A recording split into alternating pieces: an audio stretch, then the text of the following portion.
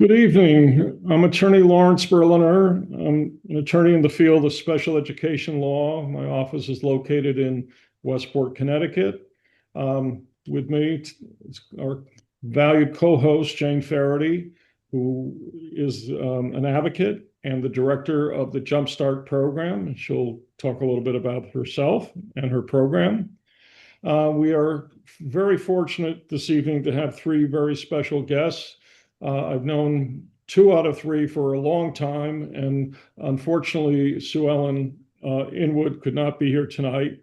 So we have, let's see, Casey Kennedy as a valued substitute for Sue Ellen.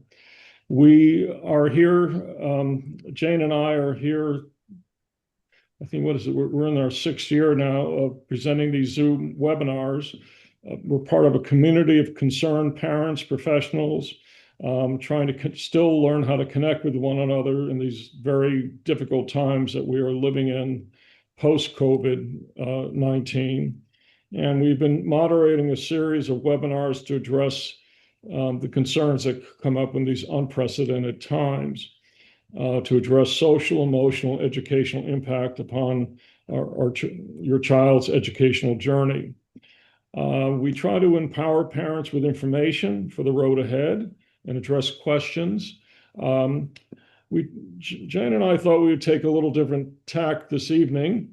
With a lot of times we're talking about process, but we thought we would showcase three out of many special ed schools this evening to allow parents to see, in effect, what they might be looking for when they have reached the conclusion that maybe, just maybe, they should be exploring an out-of-district placement. So we have Beth Sugerman from the Winston Prep School. We have Casey Kennedy from Easton Country Day School. And we have Cindy Pope from the Franklin Academy School. And we'll let each of them describe their background, their program. I have a couple of housekeeping notes before we begin, and then I have a disclaimer that I will get to in a moment. Amongst the topics we'll be talking about each of the school's unique educational environment, how each school offers students with disabilities supports and strategies based upon the development of their individual education plan. I don't mean in the context of an IEP, but their own education plan. Helping students become independent learners and helping parents take whatever that next step is in their educational journey for their child. I have spoken repeatedly about Senator Chris Murphy and the CASA KASS legislation pending in the U.S. Senate that would restrict or eliminate the use of seclusion and restraint. It is still pending. I would urge people who have a concern to contact Senator Chris Murphy's office here in Connecticut or in Washington and express your concern for CASA, KASSA. In addition, we have a piece of state legislation many years in the making to refine the definition of an intellectual disability. Our current definition is obsolete, offensive, and we have an opportunity to bring the state definition of intellectual disability in line with the American Psychiatric Association's Diagnostic and Statistical Manual of, quote, mental disorders. The bill is Raised Committee Bill 557, an act concerning eligibility determinations by the Department of Developmental Services. That's the state agency that serves people with intellectual disabilities. If this is a concern of yours, I would urge you to contact your state representative and your state senator to support Raised Committee Bill 557. Before we begin, as I mentioned, we have a disclaimer. This webinar is being recorded, and a copy of the webinar will be posted to you on YouTube. The information in this webinar does not constitute specific legal, education, or professional advice regarding you or your child's circumstances and should not be relied upon as such. The webinar does not establish an attorney-client relationship with attorney Lawrence Berliner or a professional relationship with Jane Faherty, the Stamford JCC, JumpStart, Beth Sugerman, Winston Preparatory School, Cindy Pope, Franklin Academy, or Casey Kennedy, Easton Country Day School. The information provided during the webinar is based upon Connecticut state law, policies, and federal law. If you're watching this from another jurisdiction or even another country, we welcome you, but you should consult the laws and policies that are in effect in your state or jurisdiction. Third-party recording of this webinar is not allowed, and no part of this webinar may be used or reproduced in any manner for the purposes of training artificial intelligence technology or systems without the express written permission from attorney Lawrence Berliner, Jane Faherty, Cindy Pope, Beth Sugerman, and Casey Kennedy and their respective employers. Without further ado, Jane, nice to see you. It's been about a month or so.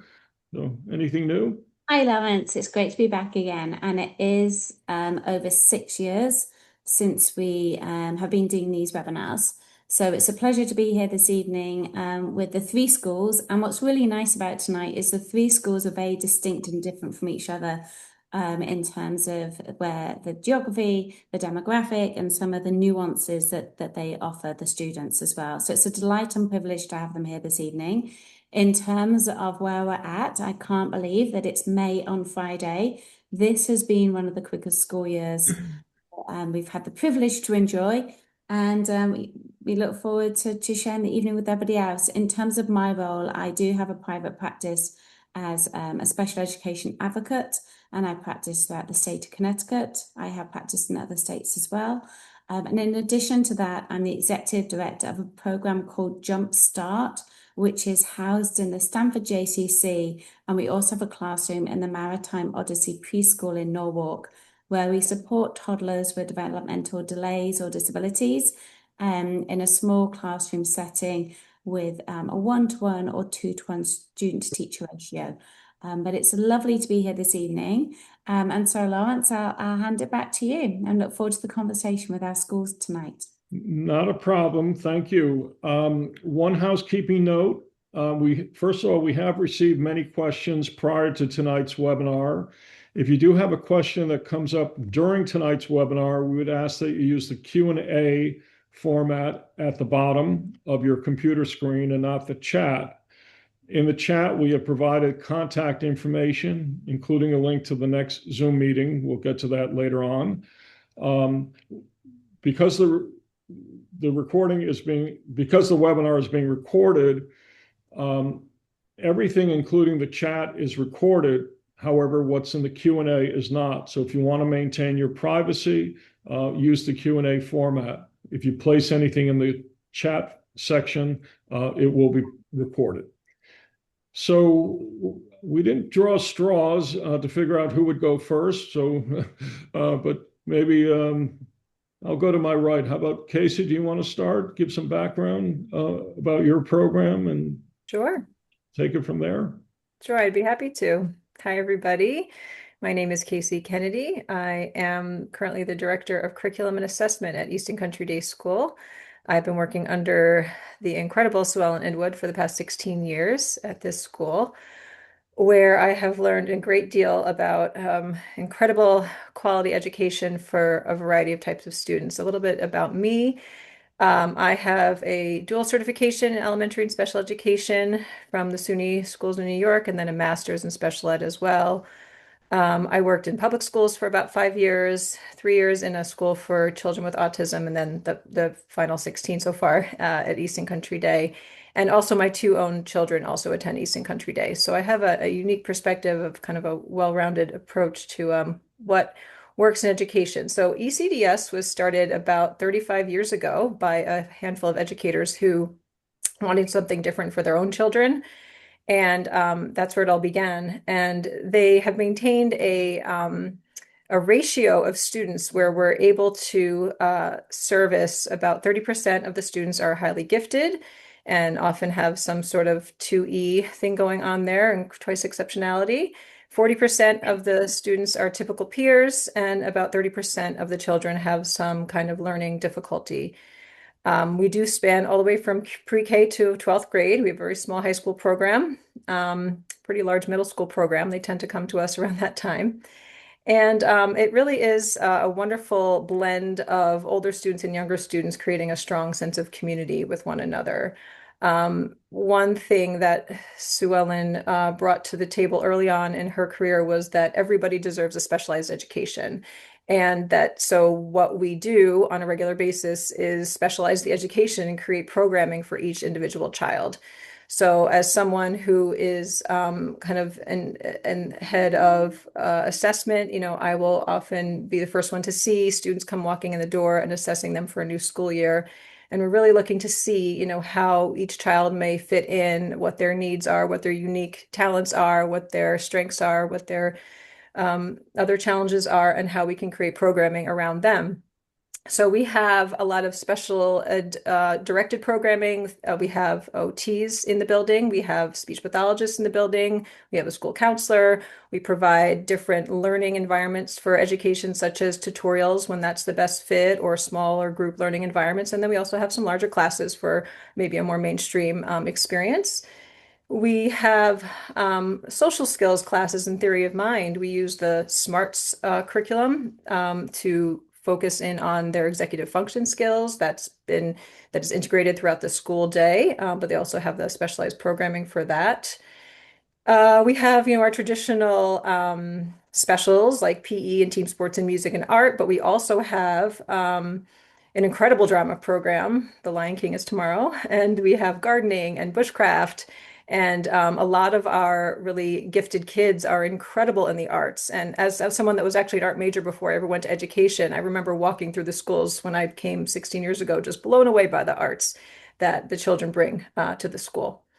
So we have special education teachers and regular education teachers. Many of our teachers are Orton Gillingham trained, so we really, focus on the important special education programming that you might expect to see at a special education school, but we are, a school that really does celebrate the differences and the uniqueness of each child. We also include vertical integration at our school, which has been something really beneficial for our twice exceptional students, which it turned out my son was one of those kids.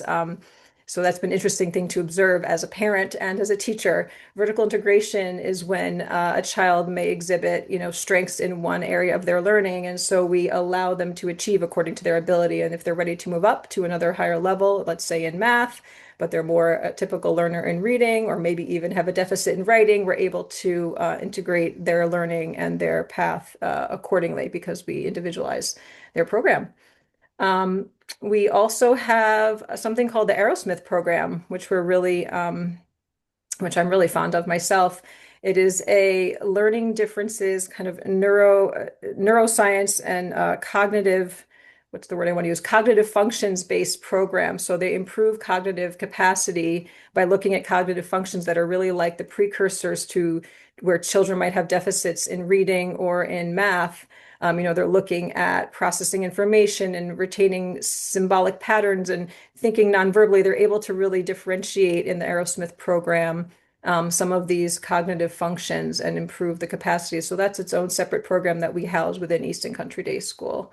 And we also have some smaller groupings that we call the Presto Prep program that really does incorporate a smaller ratio and even more unique attention to programming needs, where students might have a little bit more support throughout the day if that's what they're looking for. So again, we really do try to incorporate as much as we can into our community to celebrate everyone's differences. And what I've seen in our students is that they increase their confidence increases over their time. They really become self-advocates for who they are as people, and they just know more about who they are as humans, which is really kind of like the goal, I would say, of life. So yeah, so happy to be here. Thank you so much, Lawrence.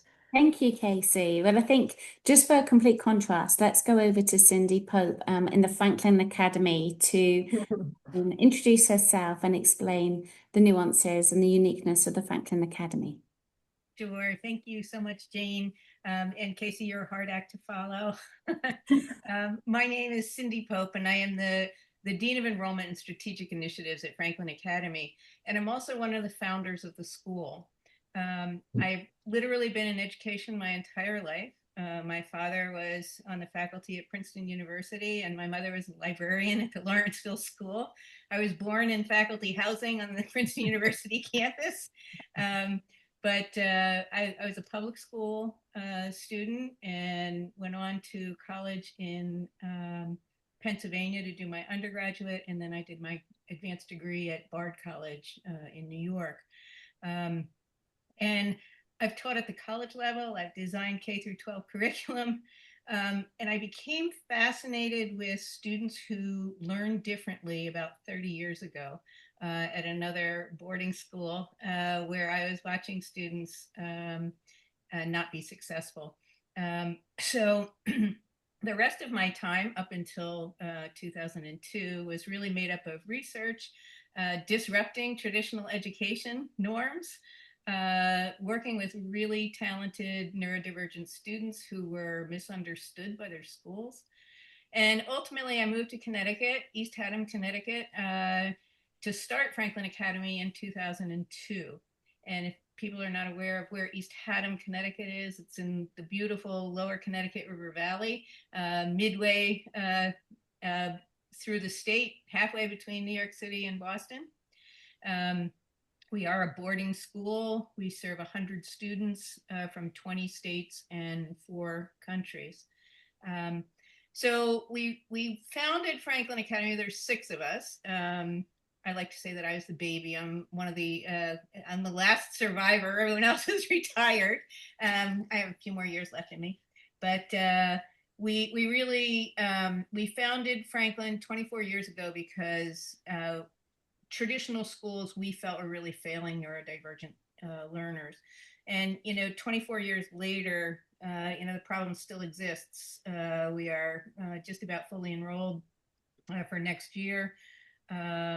And it makes me sad that there has to be a school like Franklin, but thank goodness for the numbers of students that have come through and have been launched successfully into their adult lives. But Franklin Academy is a specialized college preparatory boarding and day school for neurodivergent students in grades 8 through 12. We have a separate postgraduate program that serves young adults called Franklin College Connections. Our students don't fit neatly into sort of a single diagnosis or profile. And they don't thrive in a one-size-fits-all kind of school model. Instead, they present with complex, often co-occurring profiles such as ASD level 1, ADHD, perhaps for specific learning disabilities, paired with average to superior intellectual ability and a clear college potential. So what distinguishes Franklin, I think, is our ability to really meet that complexity with intention. We combine traditional rigorous academics delivered in a non-traditional way with explicit skill instruction. And we use grade-based benchmarks both in the academic realm and in the student life realm. So the holistic approach that we really embrace, it includes a flexible social emotional curriculum where we meet each student where they are. And we address things like self-advocacy, self-awareness, emotional regulation, social integration. And students build skills really that lead to independence, self-reliance, and the ability to problem solve. So our graduates leave pretty confident. They're self-aware. They understand their learning profile. They know how to advocate for themselves. And I think that the boarding experience has been tremendous and very transformative for a lot of them, where they have sort of been able to find their tribe, find like peers, be able to do sort of deep dives into areas of interest. I think that, if I were to list sort of the, what makes Franklin really special is, we have a strength-based philosophy. I think a lot of our students have been, defined by their deficits and what they can't do before coming to Franklin. And, when they're in an environment that understands them and understands how they learn best, they really feel supportive, and they let the guard down and they really engage, and that's when the growth happens. We have a model that's built around the whole student. So every student has not only an academic advisor, but a student life advisor. So that really ensures consistency between when you're working on things like executive functioning in the life space as well as in the classroom. We have rigorous academics that are delivered differently. We really offer a true college preparatory curriculum, including honors, AP. We have dual enrollment with the University of Connecticut and CT State. And executive functioning skills are really embedded into our ethos and into each class and on all of our instructional models. It's not an add-on. Traditional high school experience, I think students have often had to pick between getting the support they need and experiencing high school the way they should be able to. So they don't have to give up anything. We have, students who are athletes, musicians, academic scholars, it's like they go to prom, they can do it all and get the support that they need. And then the social development with intention, I think, is really important. We have a college and career readiness set of classes that actually starts in the 8th grade. That is really around, preparation for what's next. And we don't feel that it's never too early. And then outcomes that matter. Graduates leave Franklin really confident, self-aware. And our college completion rate for our graduates is 2 times the national average for neurodivergent students. So I'm pretty proud of what we've accomplished, and I'm really proud of giving an opportunity to students who really deserve it. Well, my favorite part of Franklin Academy is you get to take the ferry across the river to get to it. That's right. If you know where Gillette Castle is, we're right up the road. Oh. And last but not least, we have Beth Sugerman from Winston Preparatory School in Norwalk. Thank you, Larry and Jane, for the opportunity, and it's a pleasure to share the screen with Casey and Cindy tonight. Our Winston Prep's mission. Well, let me start first with who I am. I am a speech and language pathologist by educational background, and one of my placements in grad school was at the Winston Preparatory School on the Upper West Side of Manhattan, and I've never left. I was so impressed by the students. We have students grades 3 through 12. We currently also have a transition program, post-secondary program. We have a Winston online program and a Winston in college virtual program as well. So since 1997, we've grown quite a bit, but we were at our Upper West Side campus. I wore many hats there. I helped begin our focus program, which is our one-to-one remedial program, which every student receives daily. And I helped to open our Norwalk campus in 2007, and was head of school there for 18 years. Those experiences culminated into my current role, which is Chief Enrollment Officer, and I work with our various campuses in Whippany, New Jersey, Dix Hills, Long Island.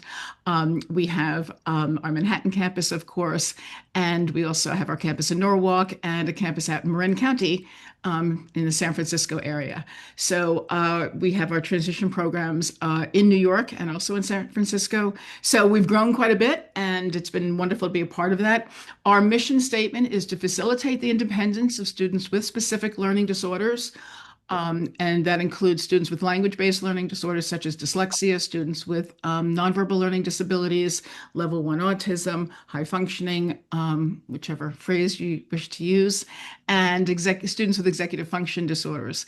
We group our students based upon our continuous feedback system, which is where we look at that assessment that our students and your children have had. We gain an understanding of your child's learning profile. We share that understanding with you, and then we determine would they fit within one of our groupings and cohorts of students based upon that learning profile. And then we determine a program based for your child. We're a very skill-based program based upon our skill acquisition, that continuous feedback system. And we try to close the gap in your child's educational foundation and try to close those gaps in that foundation so that they can reach their potential, so that their product meets what their capabilities are. And additionally, we have something called our qualities of a sustainable and independent learner, referred to as the QSIL, and that is our social emotional program that's also focusing upon that independence, awareness, self-regulation, social responsibility, time management, organization, and things that we tell our students. These aren't just Winston prep skills. These are life skills. These are skills that are going to help you navigate your life academically, socially, so that you can be independent. And everyone here wants their kids to be happy, independent learners, and that is what our goal is. We group our students based upon those learning profiles I discussed because they really present very differently in areas of strength and areas in need of support. We have an average class size of 10, max class size of 12. We have something, as I mentioned, called our focus program, where built into your child's experience is our one-to-one remedial program. Your child's paired with the they're paired with a professional based upon your child's greatest area of need. So we have reading specialists, speech and language pathologists, art therapists, special ed teachers, school counselors, a plethora of talented educators based upon your child's greatest area of need so that we can support them. That's every day, 47-minute session with throughout the school year, and sometimes that relationship may continue. That focus teacher also acts as your facilitator of communication between the teaching team, home, your child. So you've got someone that may also work with outside professionals as well, if that's part of your child's experience, so that we're very collaborative. Internally, you hear from the focus teacher weekly regarding your child's gains, regarding their objectives, regarding our observations academically and socially. What have I left out? I think I'm going to leave it there because the clock is ticking. So I just wanted to, but happy to talk further regarding our transition programs. I know there were a few questions regarding that as well. So when we get to that topic, happy to talk further about what that looks like. Again, it's a continuation of and a trajectory of your child's experience post-secondary to target that independence and skill development that we discussed.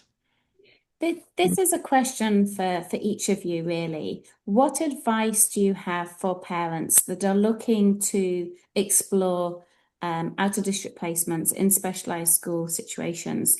What are the keys that you've discovered are the most malleable ways to encourage a district to approve an out-of-district placement? And I know Lawrence will have the legal perspective of this too, but it's intriguing to ask you as administrators within these schools as to what have you seen to be the trend to encourage districts to agree to out-of-district placements in your school settings.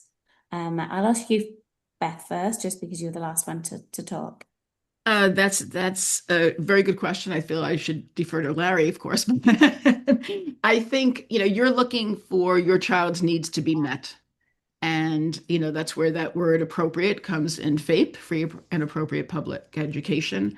I think that it is not always an easy conversation for our families to have based upon their child's experience. But I think you need to, have the professionals, advocates like Jane, attorneys like Larry, and, speak to perhaps investigate other schools. As I mentioned, I think one of the things that we do so well at Winston Prep, we look at that assessment, we gain that understanding, develop a program, and then we look at your child's response. And I think that assessment piece is so valuable to our families where we break down and say, this is what your child needs.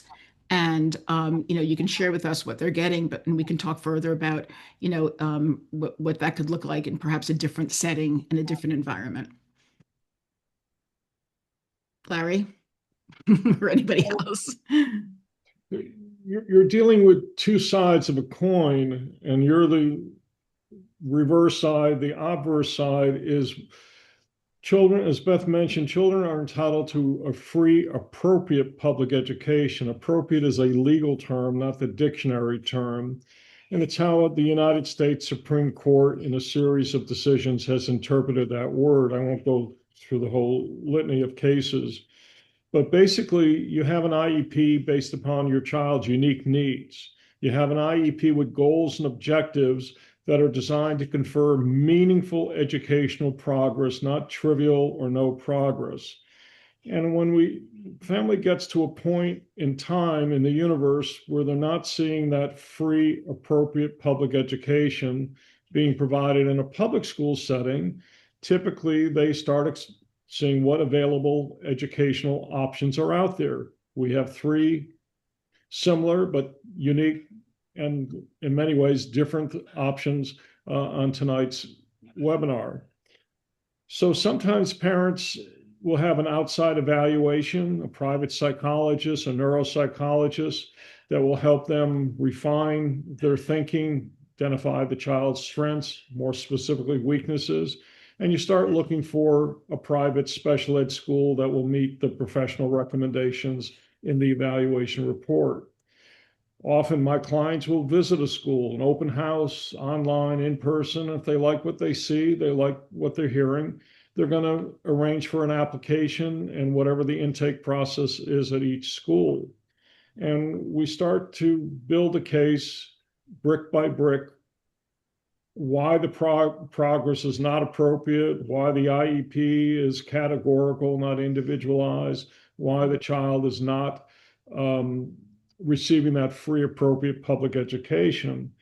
And the critical part for me is once we've identified that school, having the private school, whether it's Winston Prep, whether it's Franklin Academy, or Easton Country Day, come to a PPT meeting. Those are the IEP meetings. We call them PPT meetings in Connecticut, to explain how their school could meet the unique needs of this child. Many times the school districts will agree to a placement. Many times, probably more times, they will not. And that's where your procedural safeguards come into play. And if necessary, going to a due process hearing. The due process hearing is an administrative trial as to whether the IEP is appropriate or not, whether the private school is appropriate or not, and if it's what the remedy should be if there's a denial of a free, appropriate public education. And I work closely with many schools to, number one, avoid the due process hearing, but go to the PPT meeting to explain how their unique approach, small teacher-student ratio, certain kinds of educational methodology. I think Casey mentioned the Orton-Gillingham. There are many other education methodologies out there. We heard, what was it, the Aerosmith program. That's educational methodology. And if the school district members agree, we have a placement. If they don't, through the PPT process, if they don't agree, then parents will make what's called a unilateral decision to place their child at the private school. And that's sort of the reverse side of the coin that I was talking about with Beth. So the child goes to the private school. If necessary, we have to negotiate or litigate a reimbursement, or some families just say it's not worth it. We'll find the private resources and pay for the school privately. So it's a process. It starts with developing the IEP. It starts with determining whether the IEP is appropriate, whether the progress is appropriate. And if not, then parents often will start to see what available options are out there. This was a question that we received before this evening's webinar. At what age or grade would you suggest if a child has been identified with dyslexia and the family do not feel that child's needs are being appropriately met within the public school setting, at what grade do you feel it would be most appropriate for the families to really start to begin to explore the private school option? Is there an optimum grade at which to pivot from the public school setting? I know it's individualistic, but just in terms of generally from your past experiences or current experiences in your schools. I'll just say the sooner the better. That's what I was going to You say. want to. Ditto. Yes, I was gonna I think we say. all agree. The Ditto. sooner the better, remediation, the younger the better. Whether kids are spongier when they're younger or not, I don't think that's necessarily the case. But, and I think something to consider as a parent, of course, is your child's self-esteem and how that's being impacted. Yep. What is their, school experience like? It's very hard when everyone around you can do something and not. And I think that's something we all experience when kids come to us, that they're no longer the outliers. They're now feeling understood and safe, and anything can happen when kids feel safe and understood. So my answer, and I think we all agree, the sooner the better. And also from a parent perspective, and Larry and Jane, I'm sure you agree, find out a bit more about what that looks like, what kind of support your child's getting. I know that you may hear 3 students twice a week or whatever that breakdown is. I always ask families, who else is sitting in that room with your child? What is their profile? How much time, how much attention is my child getting within that 30-minute session with 3 students? So I think, you can dig a bit deeper into your child's experience and what that looks like. And I'll add a little bit here, that the risk of waiting widens the gap for your child. Exactly. So yes, I completely agree. The sooner the better.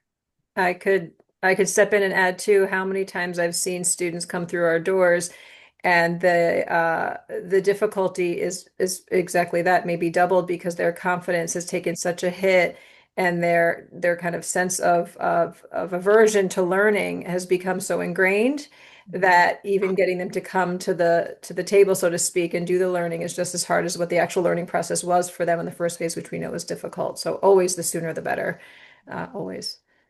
That's very important. I've been doing this for a long time, and early in my career, the school district would say we could not serve a child until they were 2 grade levels below grade level expectations.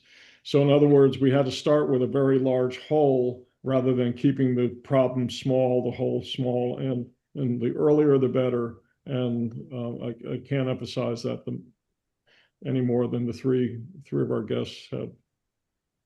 In addition to supporting students with an IEP, if a parent were to unilaterally place a child, do you also support students with 504 plans in your different school settings? I can speak to that. All of our students receive a 504 that we create when they get to us. Some of our students actually come to us without an IEP or without a 504 plan.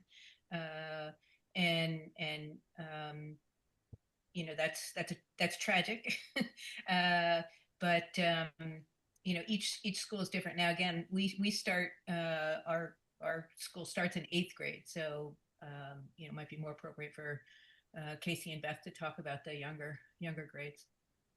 Yeah, I mean, we certainly support students coming in with a 504 plan, with an IEP, with nothing at all, and we've definitely come across many students who we've seen from a variety of settings that actually don't come in with what they need, and it's part of our process to identify what they need. Sometimes they're the kids, that are the quiet and happy to go along with the process, and they're quietly struggling.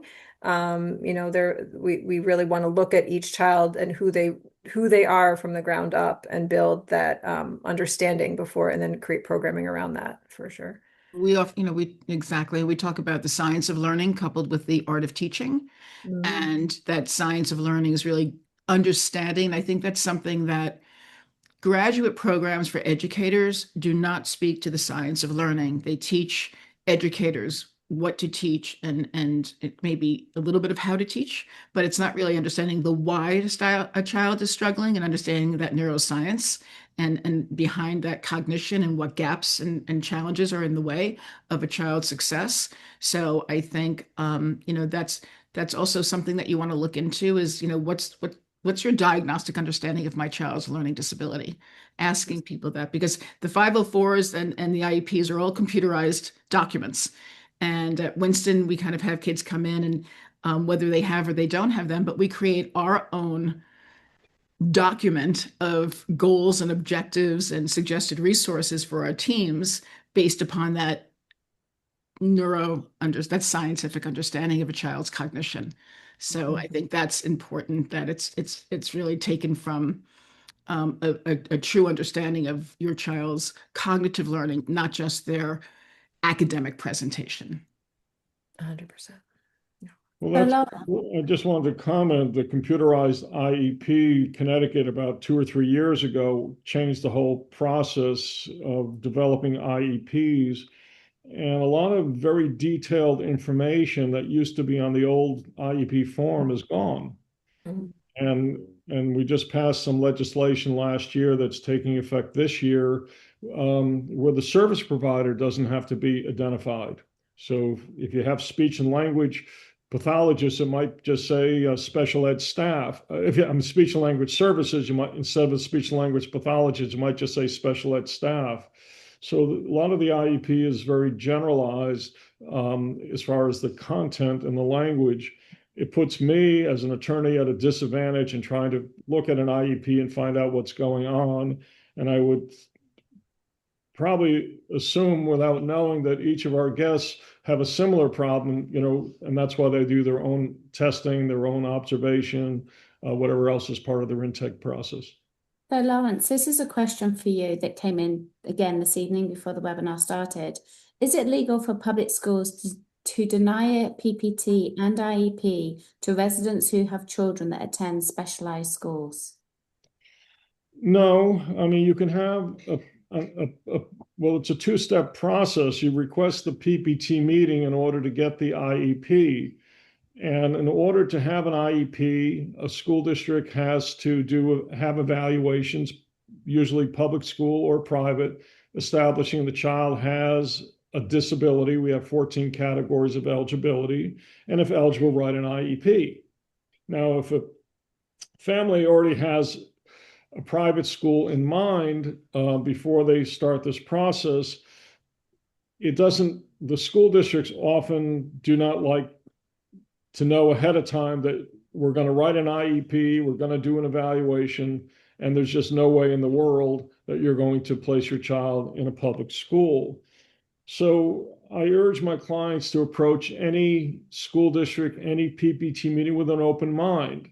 Maybe in your heart you want a private school, but you need to listen to the school district's proposal. They need to go over their evaluation, why the child is or is not eligible, what the goals and objectives are in the IEP if they are eligible.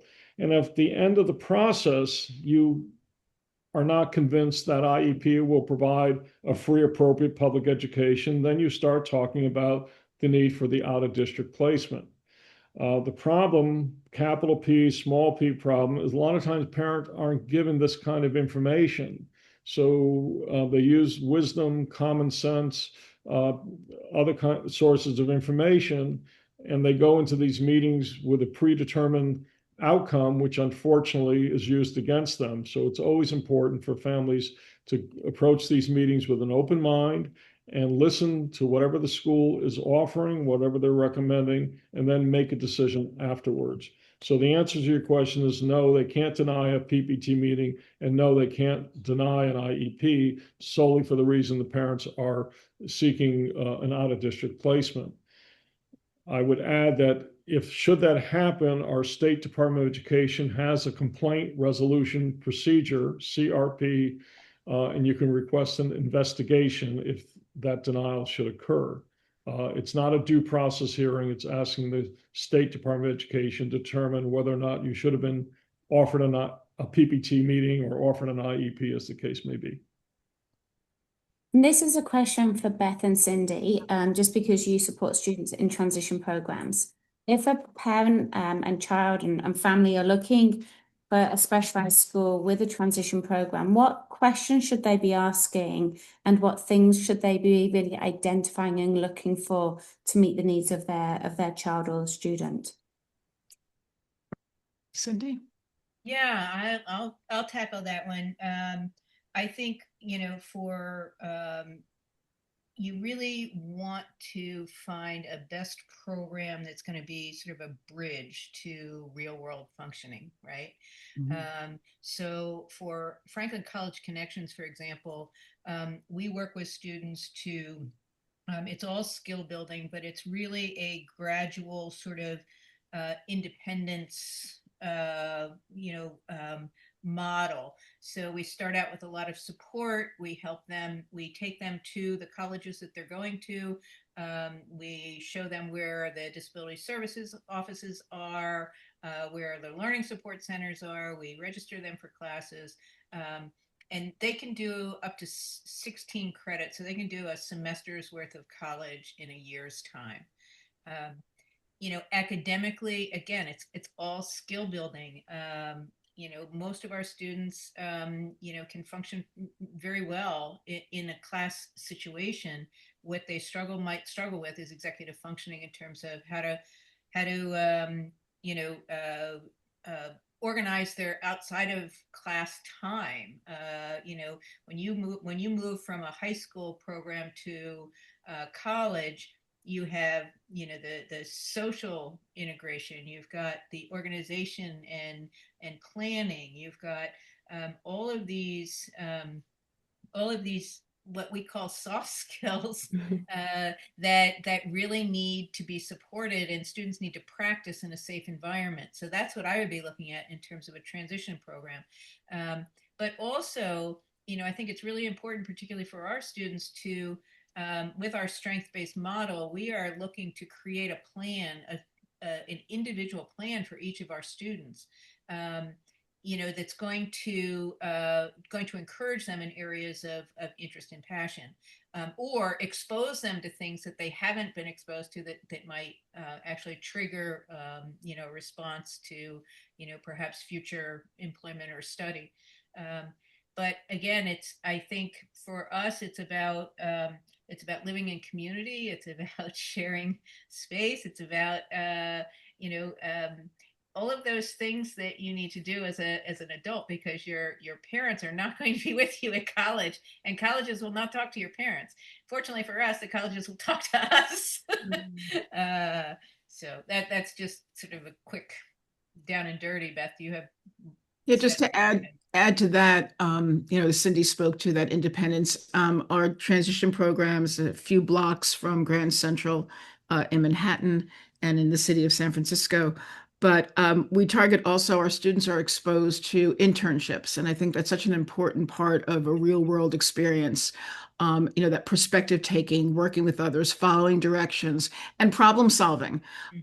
Kids do internships and then they come back to the transitions office and they meet as a group, and the facilitator says, well, what happened today? And of course, a lot of the kids say, oh, I didn't like the way my boss spoke to me, or I didn't understand what they said. So kind of understanding, how do you navigate that? And again, that social problem, that academic problem solving, job problem solving, Right. skill problem solving, and the social piece, perspective taking, and working with others, and whether having a roommate in college or having a job, and how do you navigate working with your peers and working with your boss.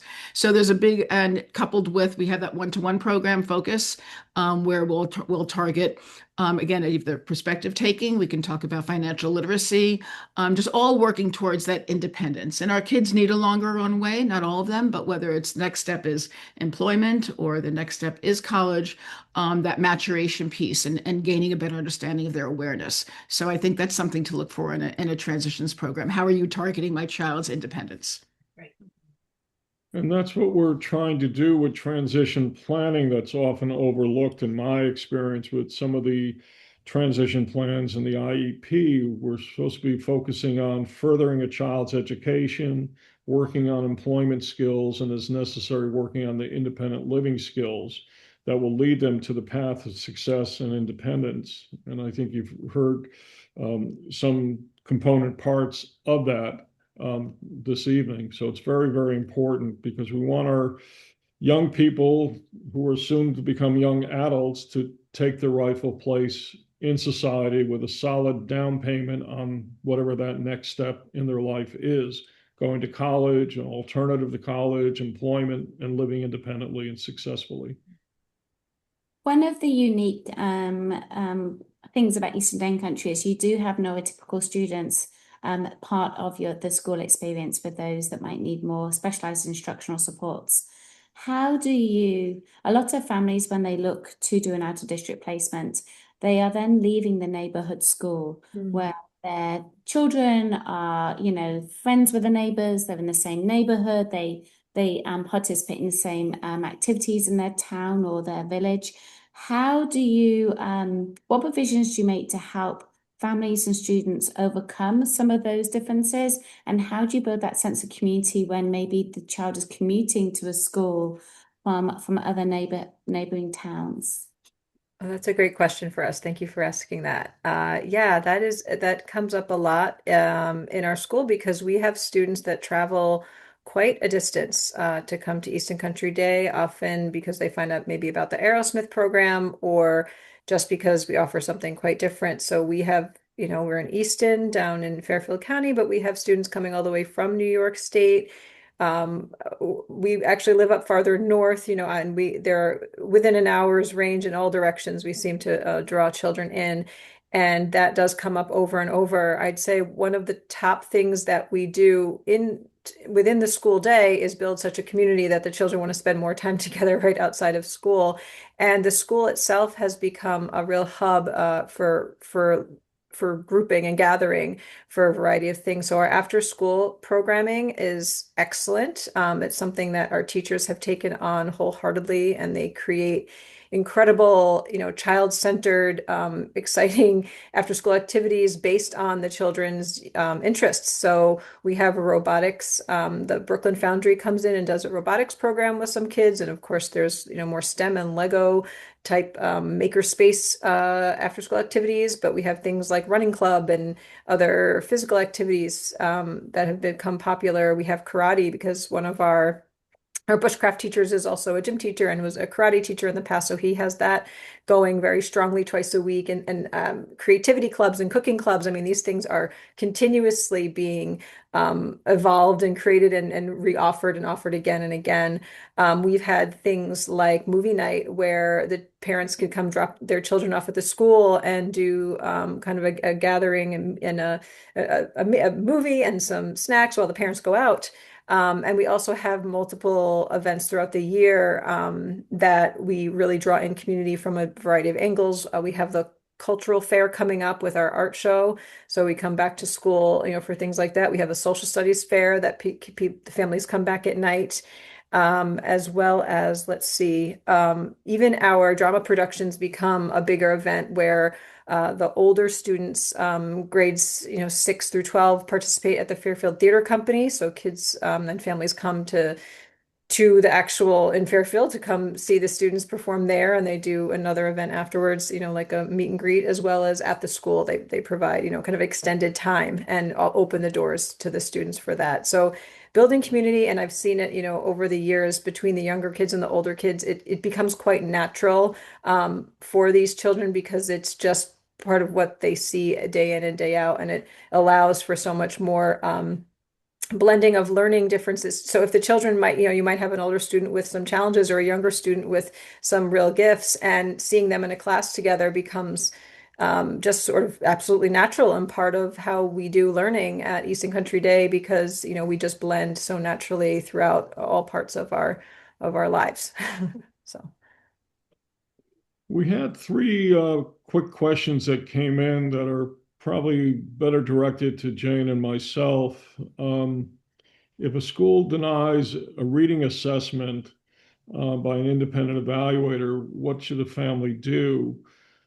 Well, when a school district does an evaluation and you disagree with the school district's evaluation, you may request what's called a publicly funded independent evaluator with an evaluator of your choice. The school district has two choices. They can say yes, they'll grant the independent evaluation, or if they deny it, they have to take you to a due process hearing. Before you request an independent evaluation, it's always advisable to look at your procedural safeguards. There is a section on independent evaluations. The State Department of Education has a publication on independent evaluations, and you may want to confer with an advocate or an attorney before you make that request, especially if the school district denies the evaluation. The next one, if a child has autism, do they automatically qualify for an IEP? The answer is no. We have 14 categories of eligibility, so you have to meet one of those 14 categories. Autism is one of those 14 categories. But the next step is, does the child's disability create an adverse impact upon their education? And would they benefit from specialized instruction? In other words, an IEP. So it's a three-part process. Do we have a disability? One of the 14 categories. Is there an adverse impact upon education? And if so, would the child benefit from specialized instruction? And for the last quick question, the family asked about advocating for a shortened school day due to medical reasons.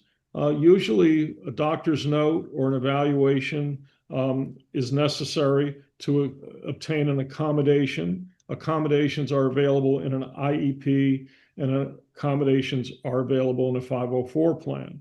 And if the accommodations are reasonable, that's what people are entitled to, a reasonable accommodation, then the school district should provide that. If it's unreasonable, then the school district has the burden of showing the request for a reasonable accommodation creates an undue administrative, financial, or other burden on the school district. It's important to understand your rights under Section 504. It's also important to understand your rights under the federal special ed law. Both of them have procedural safeguards, but they are different. The special ed ones are far more comprehensive. This is a question for all of you in the schools. How often do you see that a child comes in with an educational need that isn't being met within their public school setting, and that they experience a placement in one of your schools? How often do you find that the child might then matriculate back into the public school after a number of years? Is that typical, and is that something that the parents should hope to anticipate to diminish this educational gap? Or do you typically see that once your child is enrolled in your programs, they continue to graduate through those programs? And that's a question to each of you, as you all have quite different programs available. I can start. We are a high school, and students come to us actually at all grade levels. I think our most common entry points are 8th and 9th grade, but also 11th grade, when it looks like the students are not getting the support they need in terms of their college counseling or college placement. So we're really a traditional high school that very, very rarely do we see a student leave us to go back to, a public setting. We're a remedial program. As I said, we are a skill development remedial program. It all depends on the child's profile, how spongy they are. We find kids to be extremely spongy in the right environment. And it's also a conversation, however, there are some students that say, I don't want to go back to where I came from. There are students that may need something less like an Easton country day. I know we sometimes share students. It all depends upon that student, but we're always working towards their independence and providing that skill development.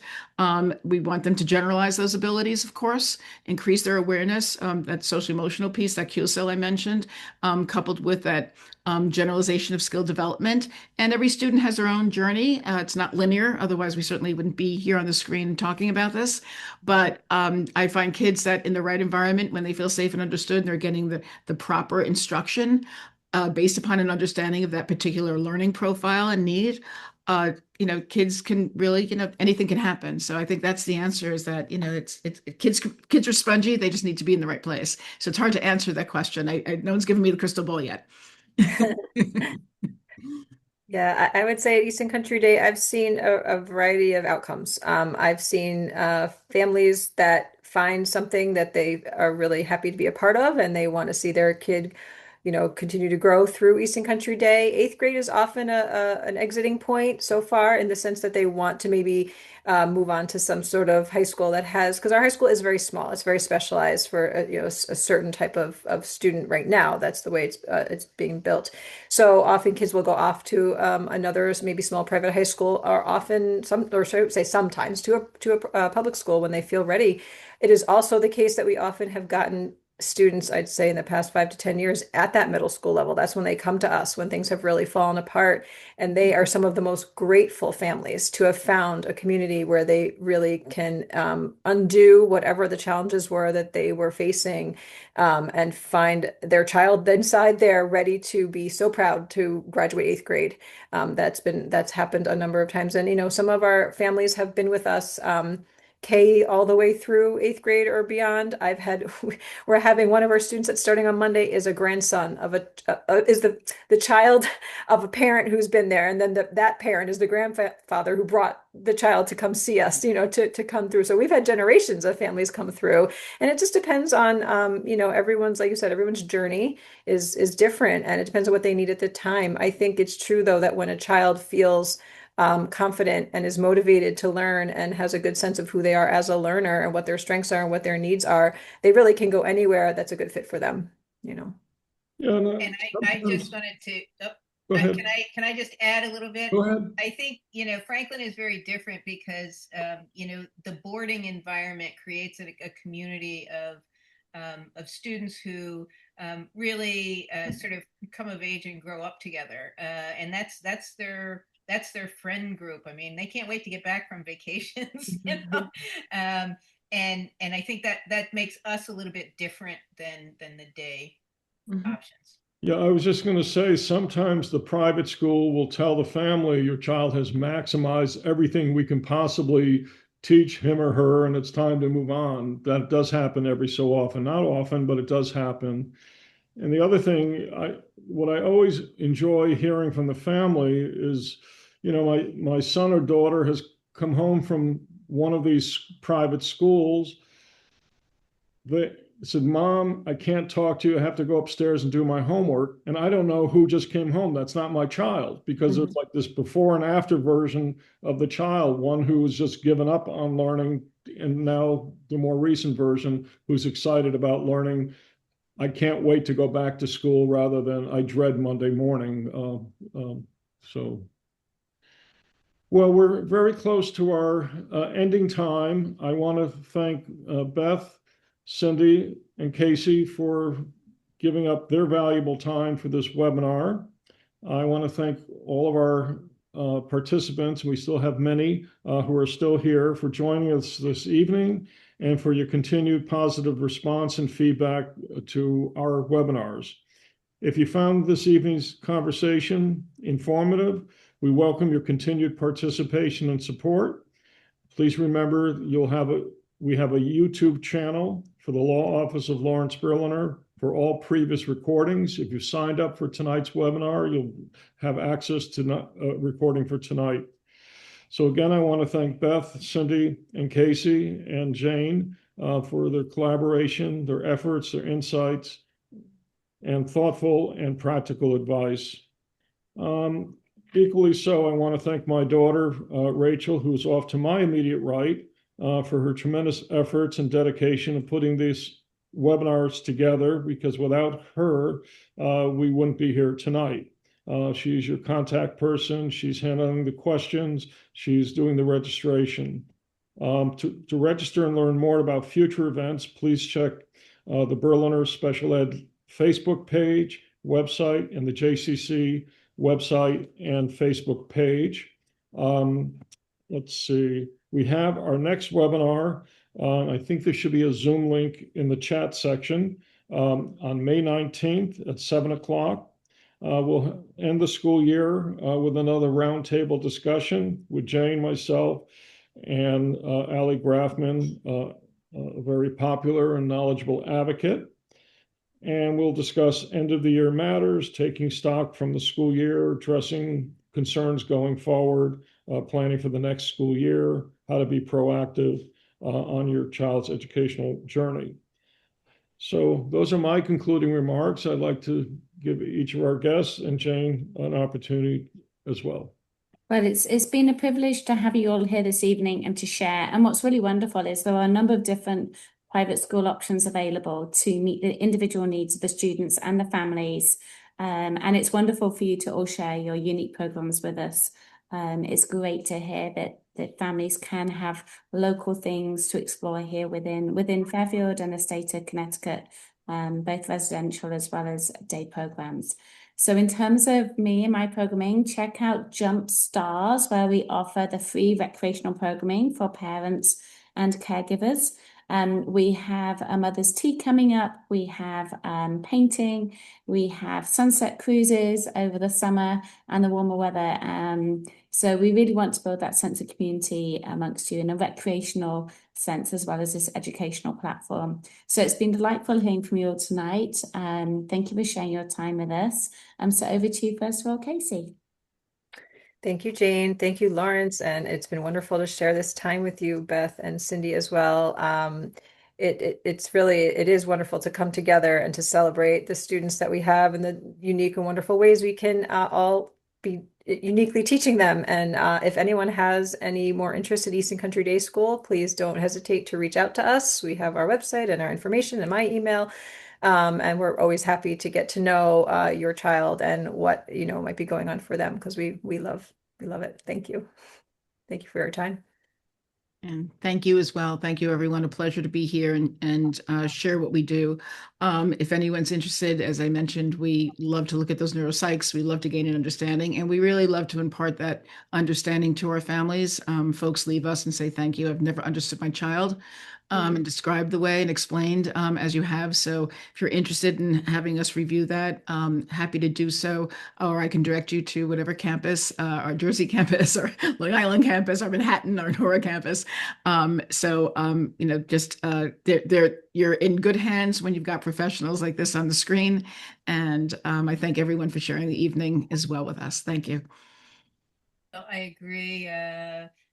Larry and Jane, thank you for providing this platform, and Casey and Beth, it's been wonderful to share space with you guys. I am always energized when I have been with people that have a student-centered mindset, and it's just been really wonderful.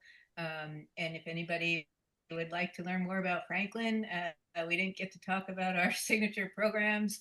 We've got performing arts and a farm science program and anthrozoology and all of those great things. We're not that far, come see us or call. Happy to walk you through all of the amazing things that are happening at Franklin Academy. Well, thank you all. And Jane and I will see everybody next month. And we thank our guests again. Thank you very much. And good night. Thank you, everyone. Good night. Thank you.